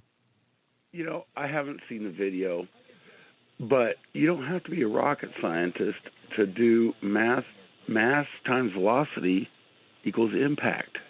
Where in the hell were the tugboats? 1:30 in the morning out there? Yeah, there's something weird about that whole situation. Yeah, listen, I don't know. I've seen, again, it looked to me, for the video I've seen, this boat, in my opinion, is going, from what I can see, my opinion is useless to you because I've never sailed, right? Once or twice I've steered a small boat. But this thing looks like it's going pretty slow. 8 or 9 knots is what they calculated, or that's what it's reported as. But it looked like it was going slow. And then it's slow, in very slow motion, starts to turn in a pretty sharp turn, and then goes right for that main support that's holding up the bridge. And, you know, I've seen it in like fast forward, it was sped up, and then it looks like it's just literally like, boom, making a beeline straight for that pillar that's holding it up. When you want to find something, you're going to find it, right? And I'm looking for stuff that looks funny in this video because it's so, I've never seen anything like this. And, you know, after seeing the clips of that Obama-produced movie where they take over ships and airplanes and cars in an act of terror, it only makes you think, was this somehow related to that? And why on earth did that happen? I totally will accept that it was an accident as well. I'm not, you know, trying to stoke any flames. I just think, goodness, this is just a very interesting thing. And I've never seen a bridge collapse like a slinky like that. You know, have you? No tugboats. That's just too weird. Right. Yeah. I have no idea why they were so close to this bridge. None of it makes sense to me. And we had an expert on yesterday that really just gave us an understanding of how the investigation is going to ensue and what that's going to look like. And that made some sense as to whether, you know, it's going to be who was piloting the boat, if there was, you know, if they were drunk, if they were not, what the story was. But ultimately, this whole thing is crazy. And if it wasn't for Biden reacting as quickly as he did, the guy who never reacts quickly to anything, I would have probably been like, oh, man, that's unfortunate. What a bad accident. But the fact that they came out swinging so quickly, saying, look, this is not terrorism, and we're going to fix this right away. Why on earth would we fix it right away? And I understand it's a broken bridge, but, I mean, it was a very quick response that just really left me scratching my head.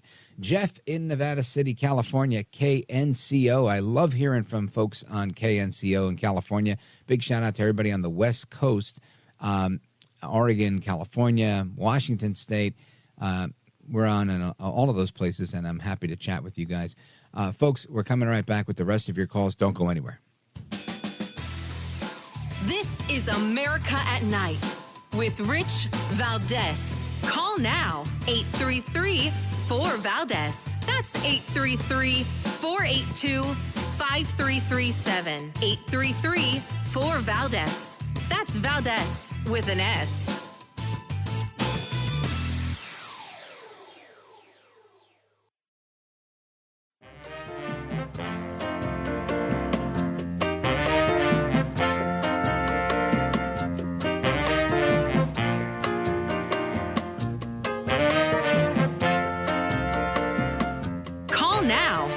833-4-VALDEZ. That's 833-482-5337. 833-4-VALDEZ. That's Valdez with an S. All right, America, welcome back. And Karine Jean-Pierre, KJP. If you follow me on Twitter or the social media, I shared this article. Radio host Mark Garrison from WBT in Charlotte, I believe, had her on the show. And kudos to him. She won't come on this show. I wish she would. Maybe she's not up late enough. But Karine Jean-Pierre, you're welcome to come on the show. I'd love to talk to you about Joe Biden's dementia. And she got very upset when she was asked about Biden's dementia. I want you to listen to this exchange. When I told a number of people that I was talking to you today, it was interesting, though. They all said, would you please just ask her, does the president have dementia? So before I move on from that, does he? Mark, I can't even believe you're asking me this question. That is an incredibly offensive question to ask. But you know people ask it. Wait, no. You, Mark, you're taking us down this rabbit hole. Let me be very clear about this. For the past several years, the president's physician has laid out in a comprehensive way the president's health. This is a president, if you watch him every day, if you really pay attention to his record and what he has done, you will see exactly how focused he's been on the American people, how historic his actions has been. And so I'm not even going to truly, really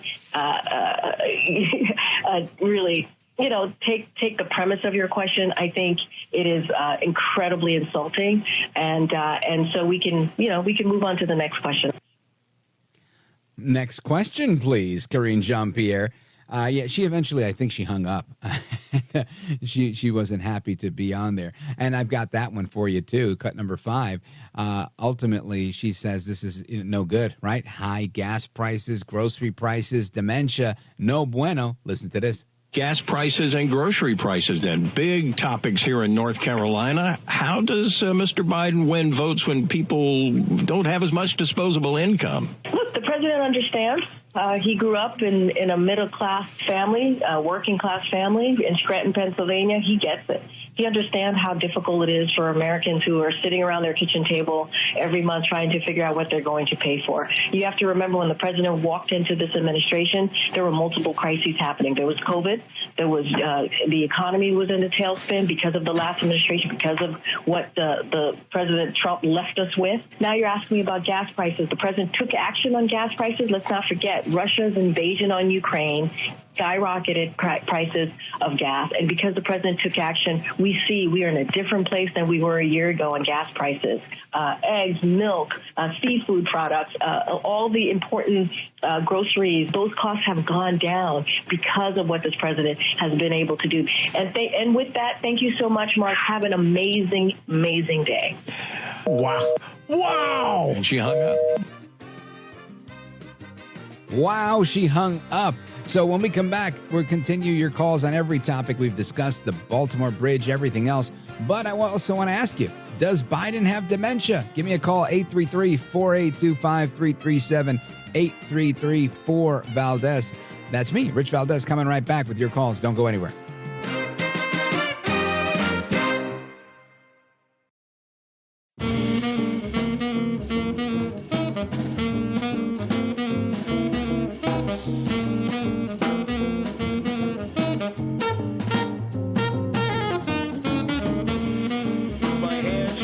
America to the liberty-loving Latino, Rich Valdez.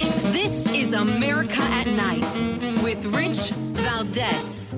Call now, 833-4-VALDEZ. That's 833-482-5337. 833-4-VALDEZ.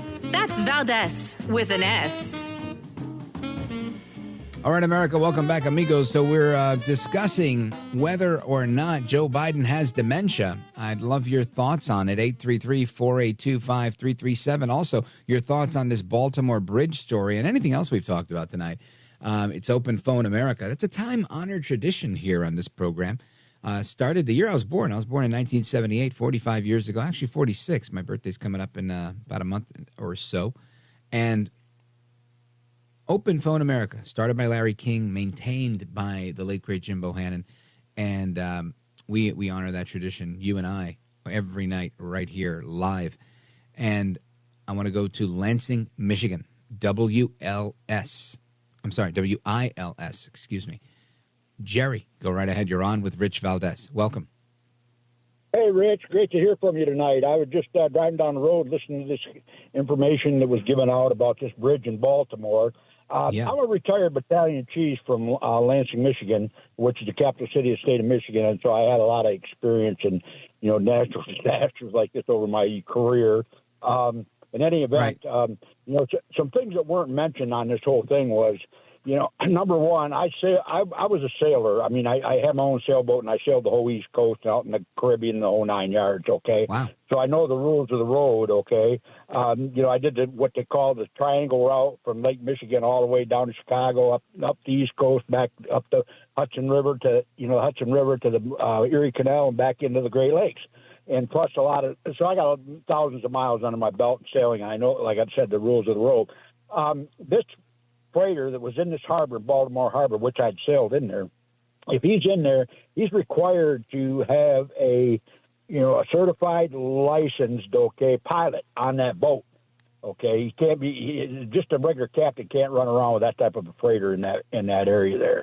So somebody's at fault there. Either they didn't pick up a pilot, or the pilot wasn't on the job, one of the two, because to run a boat, that huge, I don't care if it's moving 5 miles an hour and it hits a bridge abutment, it's going to take the bridge down just because of the inertia that the boat has. And the size and weight of the boat. Oh, yeah. I mean, the impact is just horrendous, okay? I don't know if people remember. The one that I remember, the biggest one, was the Tampa Bay Bridge. You remember that one? I actually don't. Was it like 3 years ago? Tampa Bay, quite a few years back, yeah. No, I don't remember. Freighter came into Tampa Bay and took down a huge bridge, multi-millions and millions and millions of dollars to replace it. They couldn't even fix the bridge. They had to build a brand new span across Tampa Bay.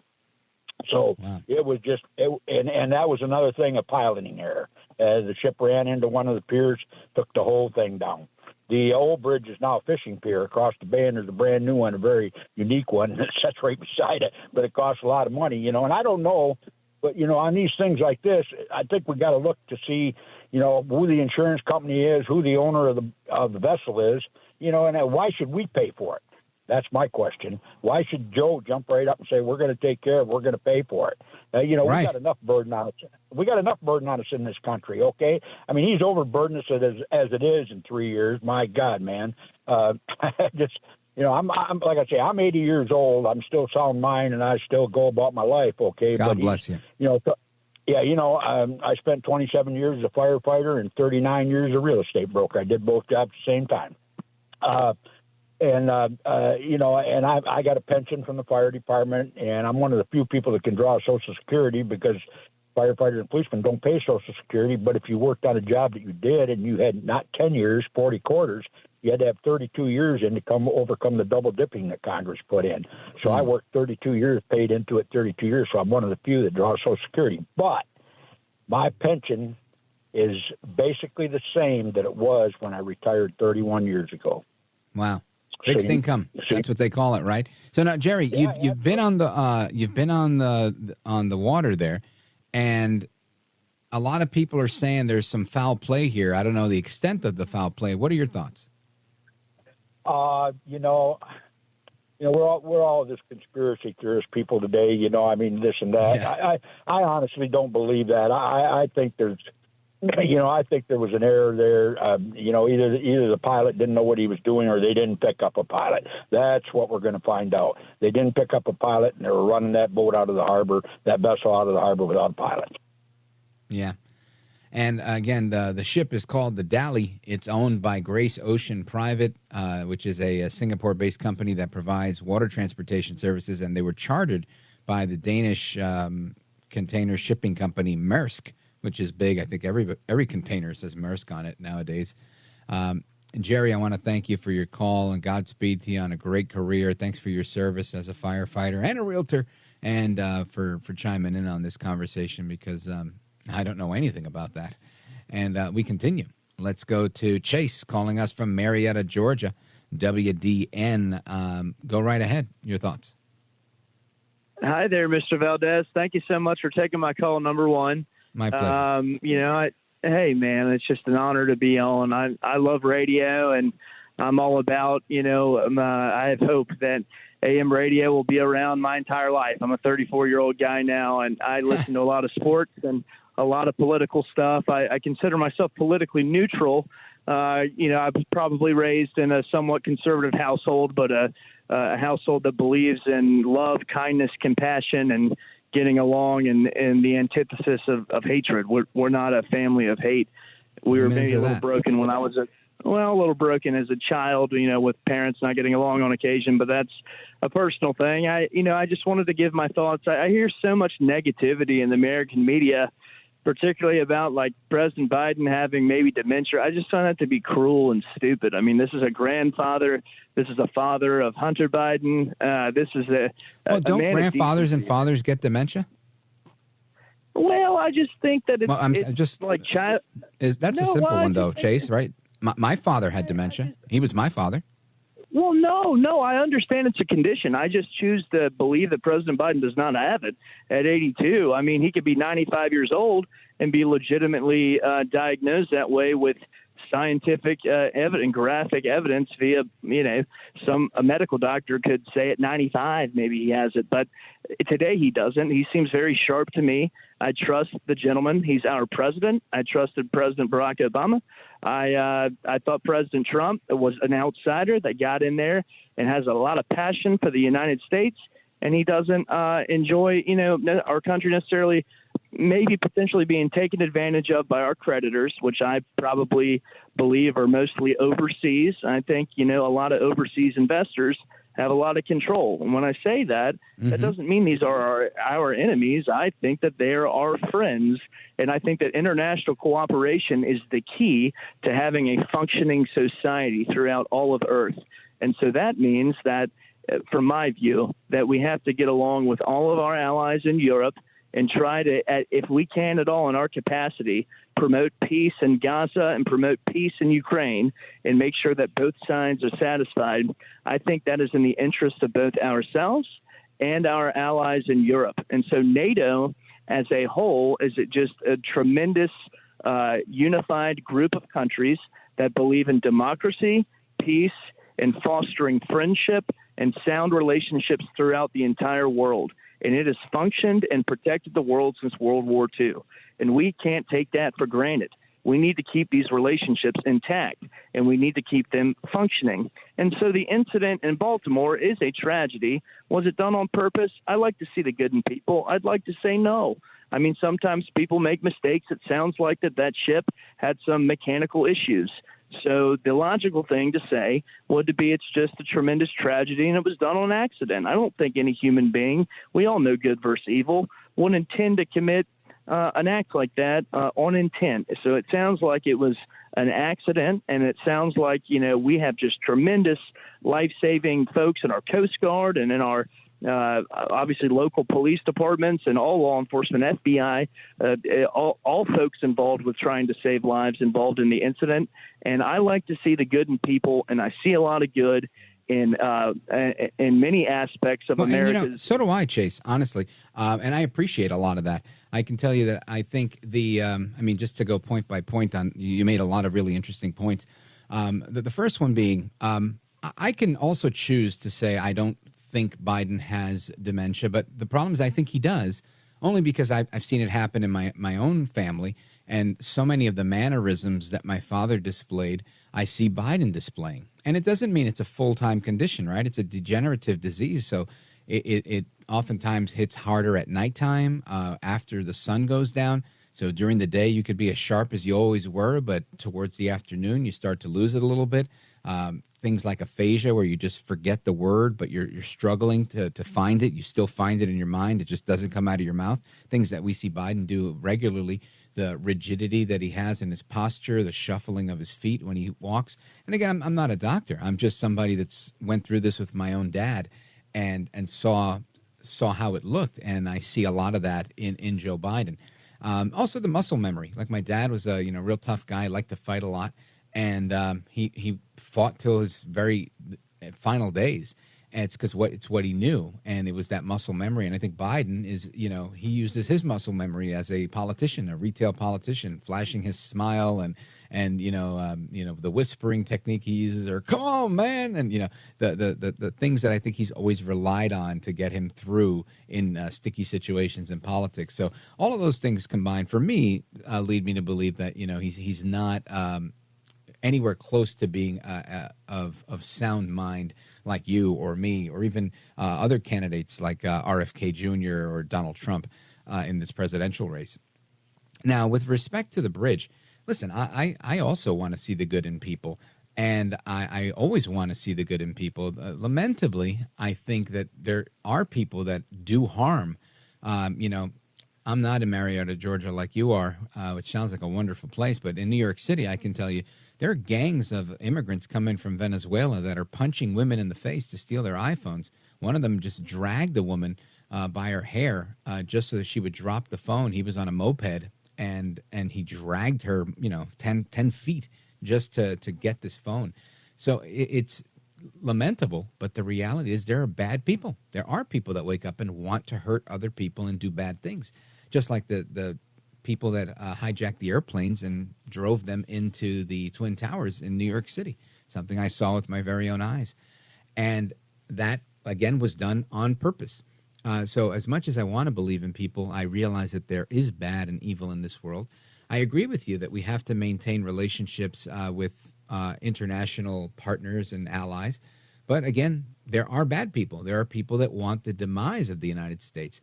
As much as we want to get along with Iran, we open our sessions of Congress with prayer, and they open their sessions of Congress with chants of death to America and death to Israel. And when you have people like that are in cahoots with China, in cahoots with Russia, we can call them adversaries or competitors, but the reality is if they're friendly with people that are avid enemies of ours, that are, causing harm, killing people, firing rockets, funding terrorism, killing people is the underscore that I want to make there, then obviously we can't always get along with people. So those are just a couple of points. I really appreciate your call and your enthusiasm and your altruism. Chase, I also love AM radio and hope it lasts forever, and I hope you'll call back. Folks, we're coming right back with the rest of your calls and more. Don't go anywhere. This is America at Night with Rich Valdez. Call now, 833-4-VALDEZ. That's 833-482-5337. 833-4-VALDEZ. That's Valdez with an S.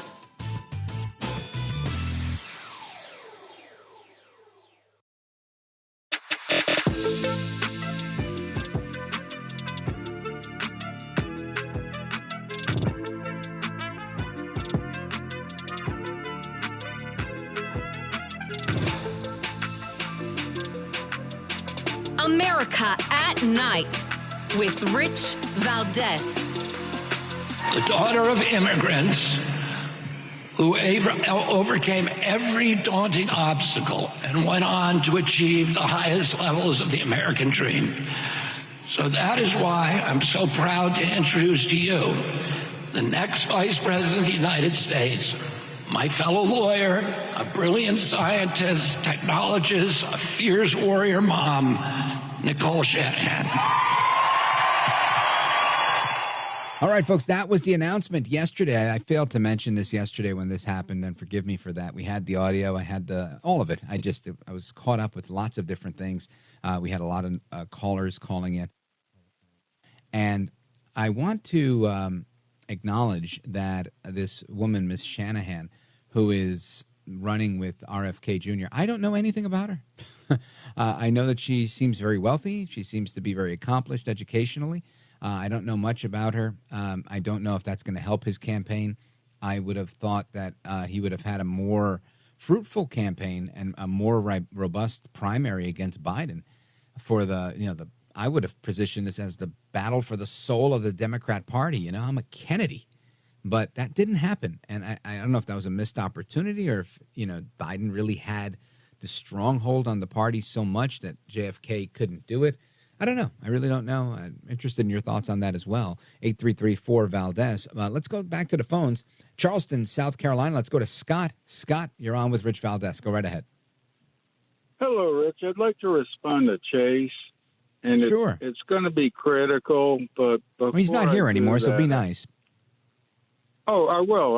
I'd just like to say, Chase, don't ever, ever, ever lose your childlike naivety. You know, I envy that. You know, and I appreciate your candor talking about your dad. But if you're walking down the gangway from, handing your ticket off at the airline to getting on the plane, if you saw an 80-year-old man there with wings on his chest, a captain, would you feel real good about it? He might well be fully qualified to fly that plane, but he might not. And, could you imagine if we found that there was an 80-year-old skipper on the bridge when this ship went into the, the bridge, Francis Scott Key Bridge. Right. It's just the president is not your neighbor. He's not your uncle. He's not your grandfather. He's not the guy behind the counter at the store who's been there 60 years. The president could wake up and order the 1st Marine Division to attack China. And, of course, they'd be, annihilated, if you just send in one division with no coordinated plan. Right. Right, yeah, you're saying he's got to have his wits about him. He's got to be able to be the commander-in-chief. He's got to be a step ahead of everybody else. He's got to be extraordinarily sharp, and he can't look like your neighbor or your grandpa or my dad, right? And I get that. I would not have voted for my dad for president, not for any character reasons, but he just wasn't up to the task. He wasn't equal to it. He was an old man that was in his decline, in his final days, and I think we're seeing that with Joe Biden. All you got to do is look at old Joe Biden footage versus new Joe Biden footage, and it's pretty evident to me. Scott in Charleston, South Carolina, WTMA, great station. Thank you for the call. Folks, we're coming right back. It's the Speed Round. Don't go anywhere. This is America at Night with Rich Valdez.